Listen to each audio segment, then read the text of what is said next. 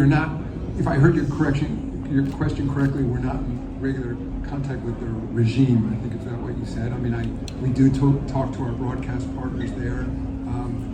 As I think everyone knows, we went off CCTV, Chinese Central Television, in October of 2018 and 19. I'm sorry, of 2019, and then we remained on Tencent, their streaming service in China, throughout. And then CCTV decided to put us back on the air a few weeks ago, and which was a continuation of a essentially 35-year relationship with CCTV. My position is, I've said this many times, that I think engagement is positive, particularly through sports.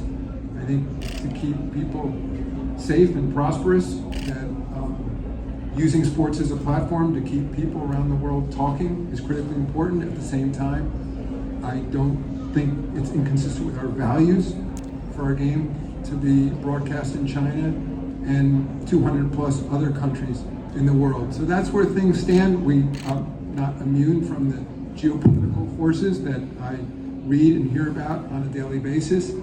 I will add, though, that I find that in my discussions with leaders in the U.S., there still seems to be a distinction between the politics around doing business in China and the policy around doing business in China. From a policy standpoint, virtually every Fortune 100 company is doing business in China.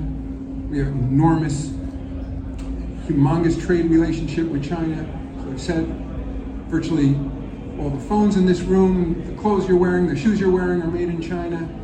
And then it's, from a larger societal standpoint, I think this is something where we have to look to the U.S. government for direction. And if people are suggesting now that we should no longer have trade relations with China, and I don't think they are, that's a huge global issue that on one which we will follow the lead from our government. But very specifically, I think it's a positive thing right now that we are exporting this Americana, NBA basketball, and the messages that come with it to China.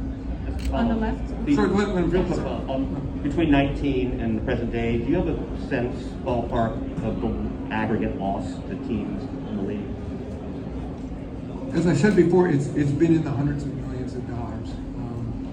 We accept that, and I said that at the time when we said we stand behind our players and team executives, their right to free expression, whether about issues in the United States or issues in place in the world. If those are the consequences, that's what I mean, that our values travel with us. And others, as you know, since then have spoken out about their views around China and other places in the world. And if the consequences are that we're taken off the air and we lose money, we accept that.